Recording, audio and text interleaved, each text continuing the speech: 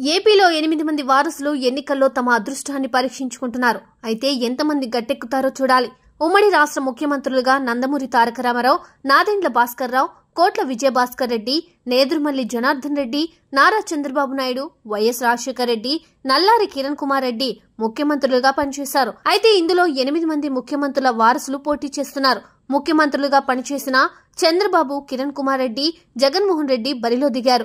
వీరిలో ఎంతమంది విజయం సాధిస్తారో చూడాలి. వైఎస్ జగన్ 2009లో కడప ఎంపీగా తొలిసారిగా విజయం సాధించారు. తండ్రి అకాల మరణంతో 2010లో ఎంపీ పదవికి రాజీనామా చేశారు.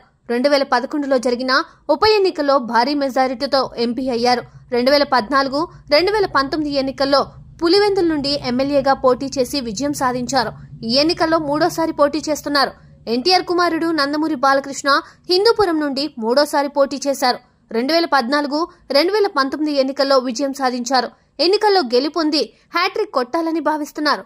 1985 నుండి 1994 వరకు ఇదే నియోజకవర్గం నుండి ఎన్టీఆర్ ప్రాతినిధ్యం వహించారు. 1996 ఉప ఎన్నికల్లో నందమూరి హరికృష్ణ ఎమ్మెల్యేగా ఎన్నికయ్యారు. ఎన్టీఆర్ కుమార్తె దగ్గుబాటి పురంధేశ్వరి 2004లో బాపట్ల లోక్సభ స్థానం నుండి కాంగ్రెస్ అభ్యర్థిగా పోటీ చేసి విజయం సాధించారు. 2009లో విశాఖ నుండి పోటీ చేసి ఎంపీ అయ్యారు. కేంద్ర మంత్రి పదవి చేపట్టారు. రాష్ట్ర విభజనకు నిరసనగా కాంగ్రెస్ పార్టీని వీడారు. బీజేపీలో చేరి 2014లో రాజంపేట నియోజకవర్గం నుండి పోటీ చేశారు. అయినా ఓటమి తప్పలేదు. 2019లో ఎంపీగా పోటీ చేసి ఓడిపోయారు. ఎన్నికల్లో రాజమండ్రి నుండి బరిలో దిగారు.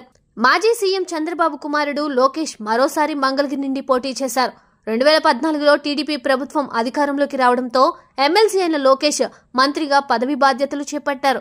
2019లో తొలిసారిగా మంగళగిరి నుండి ప్రత్యక్ష ఎన్నికల్లో పోటీ చేశారు. కానీ ఓడిపోయారు. ఈసారి కూడా అక్కడి నుండి అదృష్టాన్ని పరీక్షించుకున్నారు. ఉమ్మడి రాష్ట్రంలో నెల రోజుల పాటు ముఖ్యమంత్రిగా నాదెండ్ల భాస్కర్రావు ఉన్న సంగతి తెలిసిందే. ఆయన కుమారుడు నాదెండ్ల మనోహర్ 2004, 2009 ఎన్నికల్లో కాంగ్రెస్ తరఫున తెనాలి నుండి పోటీ చేసి విజయం సాధించారు. 2014లో మాత్రం ఓడిపోయారు. గత ఎన్నికలకు ముందు జనసేనలో చేరారు. ఈసారి తెనాలి నుండి మరోసారి పోటీ చేస్తున్నారు. మరో ముఖ్యమంత్రి కోట్ల విజయభాస్కర్ రెడ్డి కుమారుడు కోట్ల సూర్యప్రకాష్ రెడ్డి 2004, 2009 ఎన్నికల్లో కర్నూలు ఎంపీగా కాంగ్రెస్ పార్టీ నుండి పోటీ చేసి గెలుపొందారు. 2014లో ఓడిపోయారు. గత ఎన్నికలకు ముందు టీడీపీలో చేరి మరోసారి ఎంపీగా పోటీ చేశారు. కానీ ఓటమి ఎదురైంది. ఈసారి డోన్ అసెంబ్లీ స్థానం నుండి టీడీపీ అభ్యర్థిగా పోటీ చేశారు. మాజీ సీఎం నేదురుమల్లి జనార్దన్ రెడ్డి కుమారుడు రామ్ కుమార్ రెడ్డి వెంకటగిరి నియోజకవర్గంలో వైసీపీ అభ్యర్థిగా పోటీ చేశారు. తొలిసారి రాజకీయ అరంగేట్రం చేశారు.